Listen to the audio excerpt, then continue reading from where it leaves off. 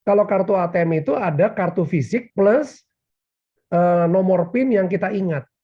Nah, itu artinya kartu fisik itu yang biasa kita sebut what you have. Apa yang Anda punya. Kemudian apa yang kita ingat itu what you know. Apa yang kita tahu. Nah, jadi dua faktor ini memperkuat sebuah keamanan. Nah, apa yang terjadi di internet nggak begitu. Kita cuma hanya user ID dan password. Itu semuanya what you know. Ya, jadi cuma satu faktor. Nah, akibatnya karena satu faktor lebih gampang dimanipulasi. Gitu kan? Nah, lalu dipikirkanlah dengan cara yang berbeda. Akibatnya sekarang mulailah menggunakan yang namanya multi-factor authentication. Cicol, Digital Yours. Vincent, berbicara masalah keamanan siber selalu menjadi perbincangan yang menarik di era sekarang ini ya, di mana kita semua serba terkoneksi, kita sudah nggak ada batas lagi antara kita dengan siapapun di seluruh dunia. Dan di episode sebelumnya kita sudah banyak berbincang dengan salah satu pakar yang nantinya akan menjadi narasumber di sesi ini, Pak Charles Lim dari Swiss German University. Beliau adalah pakar keamanan siber yang cukup ternama di Indonesia dan menjadi acuan buat kita semua ketika kita ngomongin masalah cyber security. Nah, kalau di episode sebelumnya kita sudah bicara masalah apa itu tren keamanan siber tahun 2022 dan selanjutnya, kemudian bagaimana sih kita mengidentifikasi sumber-sumber informasi yang bisa menjebak kita atau yang aman buat kita, dan kemudian tips-tipsnya apa saja sih agar kita terhindar dari fraud, terhindar dari perilaku kejahatan dilakukan oleh para penjahat siber. Kali ini kita akan ngomongin satu topik, yaitu multi-factor authentication. Nah, atau MFA ya yang kita biasa sebut. Nah, apa itu MFA? Kali ini kita masih ngobrol dengan salah satu narasumber yang oke banget kalau kita ngomongin cyber security, Pak Charles Lim. Halo Pak Charles, kita ketemu lagi di sini. Iya, terima kasih Pak Bem. Kita sudah bisa berjumpa lagi di sesi yang baru ya. Kita bisa menceritakan hal-hal yang baru juga. Ya, sudah kita break dari sesi pertama, kita masuk ke sesi kedua. Ini thank you banget Bapak, tetap semangat untuk membantu para Vinison sekalian untuk belajar masalah keamanan siber, karena ya mau nggak mau keamanan siber ini menjadi satu faktor yang paling esensial sekarang ini yang kita harus pahami gitu. Di episode sebelumnya thanks banget Bapak sudah sharing tentang tips tentang apa itu keamanan siber dan apa yang harus menjadi kewaspadaan kita. Nah, di ujung episode pertama, Bapak kayaknya pernah menyinggung satu poin yang menarik tentang multi-factor authentication atau MFA, Pak, atau MFA ya. Boleh dijelasin nggak sih, Pak, multi-factor authentication itu apa gitu? Oke, baik. Pertama-tama terima kasih untuk kesempatan kita bisa berbagi lagi. Ini satu kesempatan yang luar biasa karena sangat berbahagia sekali kita bisa mencoba menceritakan ya bahwa teknologi ini selalu perlu didukung dengan kesadaran bagaimana menggunakan teknologi dengan baik. Nah, pertama-tama kalau kita lihat yang paling mudah gitu ya, kita lihat selama ini kalau kita menggunakan kartu ATM ya. Jadi saya sering menggunakan kartu ATM ini sebagai contoh yang paling mudah. Kenapa? Karena setiap orang pasti punya kartu ATM dan pengen ambil uang dari bank. Dan apalagi kalau misalnya banknya lagi sudah lagi tidak beroperasi, kita harus ngambil uang. Nah, yang paling mudah, yang paling cepat adalah menggunakan ATM. Nah, kalau kita perhatikan ATM ini sesuai dengan namanya ATM gitu kan, ya walaupun bahasa Inggrisnya itu kan automatic teller machine gitu kan. Yeah. Nah, tapi kalau di Indonesia kan kita selalu harus punya kartu plus PIN yang kita pakai untuk bisa mengakses uang kita. Ya, jadi caranya bagaimana? Ya, caranya kita bawa kartu ATM kita, datang ke bank atau mesin ATM, kita masukkan kartu kita. Nah, biasanya mungkin di depan ATM itu mungkin sudah ada kamera yang merekam kita ya, atau dari atas ya dan sebagainya. Lalu kita masukkan PIN. Nah, artinya apa? Artinya ada dua faktor, ya. Satu, Anda harus punya kartu, yang kedua, Anda harus punya PIN. Nah, setelah itu berhasil, maka dia akan tanya, apa yang Anda akan lakukan hari ini? Mau ngambil uang, atau mau setor uang, dan sebagainya.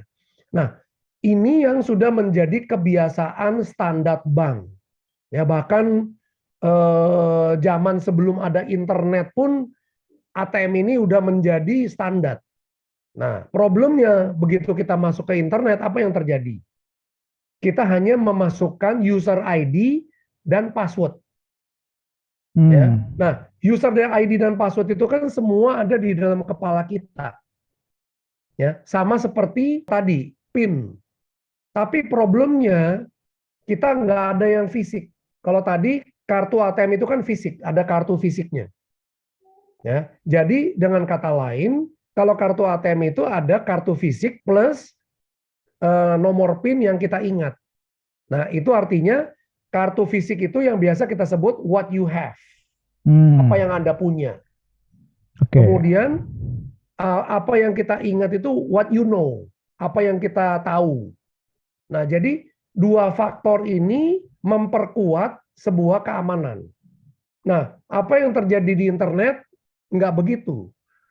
Kita cuma hanya user ID dan password. Itu semuanya what you know. Ya, jadi cuma satu faktor. Nah, akibatnya karena satu faktor lebih gampang dimanipulasi. Gitu kan? Nah, lalu dipikirkanlah dengan cara yang berbeda. Akibatnya sekarang mulailah menggunakan yang namanya multi-factor authentication. Begitu orang sudah mulai menggunakan nomor handphone. Ya, jadi misalnya nih penyedia layanan dia akan minta berapa nomor handphone Anda. Maka begitu kita login dengan user ID dan password, lalu dia kirim nomor ke handphone kita. Ya kan? Nah, handphone itu kan adalah what you have. Apa yang kita miliki. Password itu kan adalah what you know. Nah, ini sempurna. Ada dua faktor. Maka tadi multi-factor itu salah satu contoh adalah dua faktor.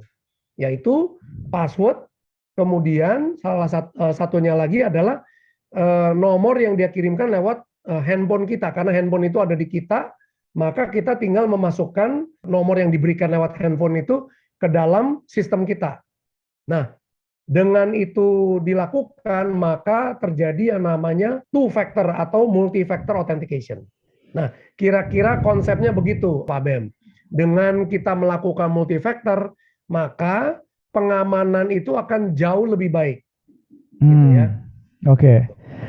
Kira-kira ada keunggulan lain, Pak, dari apa namanya kalau kita memiliki software, hardware yang berbasis MFA ini? Ya, sebenarnya selain daripada kita menggunakan apa namanya what you know, what you have, sebenarnya ada satu lagi faktor yang cukup penting, yaitu who you are. Nah, siapa Anda. Yeah. Nah, siapa Anda ini biasanya diambillah muka kita, ya, raut muka kita, fingerprint kita, kita punya sidik jari, ya. Nah, itu diambil menjadi three factor, atau jadi kalau password ditambah dengan kode yang dikirimkan, ditambah dengan fingerprint kita atau muka kita.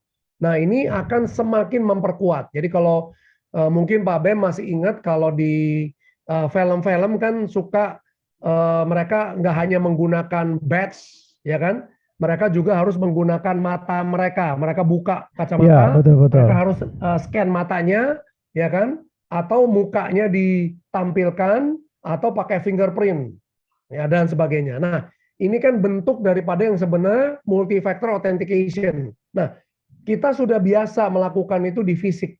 Cuma begitu kita masuk ke digital, kita lupa bahwa kebiasaan yang tadinya sudah kita lakukan ini, kita tidak lakukan di dunia digital. Maka muncullah bagaimana kita melakukan multi-factor authentication di layanan digital. Kira-kira gitu. Jadi dengan cara ini, maka multi-factor authentication ini bisa mengamankan lebih baik lagi.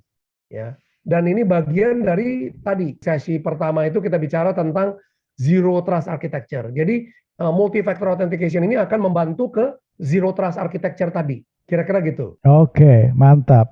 Nah, ini apa yang perlu kita pertimbangkan saat memilih produk atau solusi ataupun layanan yang berbasis MFA ini, Pak? Ya, ya. Jadi kalau kita lihat sebenarnya produk-produk yang ada saat ini itu sebenarnya mengarahnya nggak jauh-jauh dari yang tadi saya sebutkan. Ya. Ya, cuma mungkin ada modifikasinya. Seperti contoh misalnya, saya pernah melihat produk yang saya tidak perlu sebutkan mereknya. Misalnya pada saat kita ketik password kita, ya. Jadi misalnya kita masukkan PIN kita. Nah, begitu kita masukkan PIN kita, sebenarnya ada produk yang bisa menghitung jarak antar PIN. Artinya waktu kita memencet angka, ya. Nah, jarak antar angka itu ternyata setiap orang punya keunikan sendiri. Jadi kalau saya mencet angka sama Pak Bem mencet angka itu pasti beda.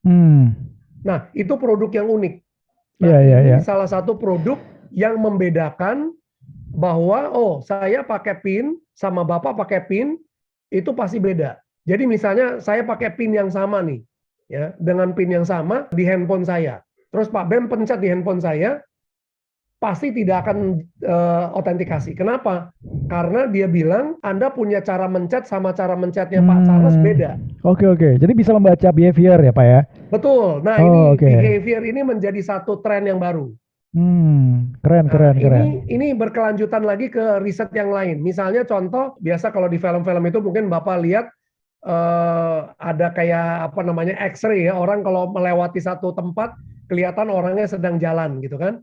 Nah, cara jalannya pun ya langkahnya itu tek itu dipelajari. Ternyata mungkin kalau kita mungkin tinggal di kos-kosan, mungkin Pak Bem kalau zaman kita kuliah gitu kan, kita tahu teman saya yang di atas lantai atas sudah pulang. Si A udah pulang.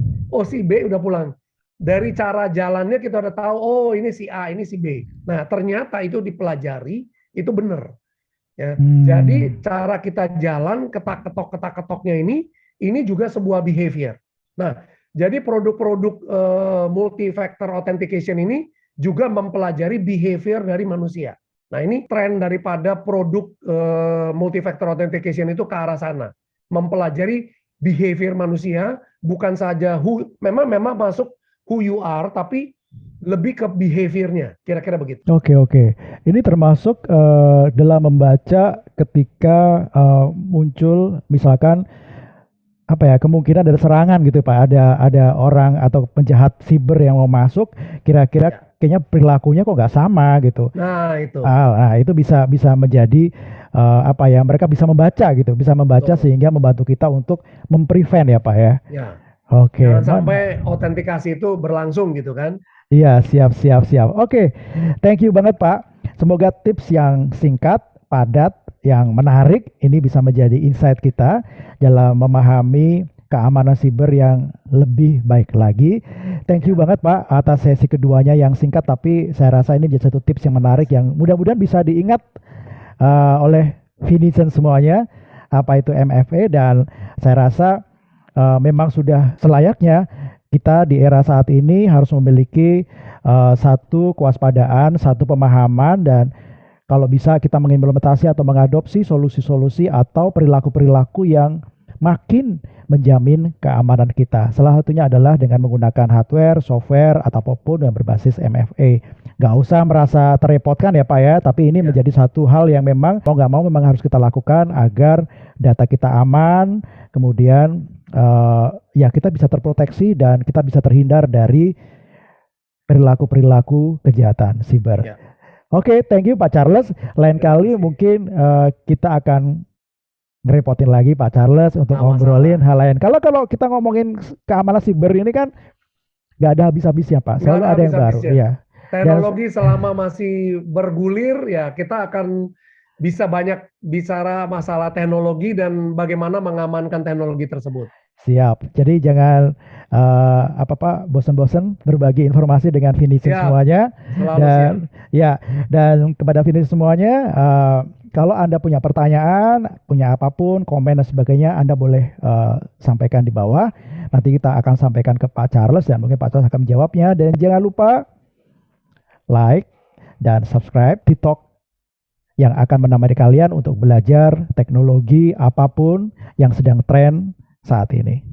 Oke, sekali lagi thank you Pak Charles, sehat-sehat selalu dan juga sehat-sehat semuanya buat Vidison semuanya. Kita ketemu lagi di topik yang berbeda dengan narasumber yang keren-keren semuanya. Thank you.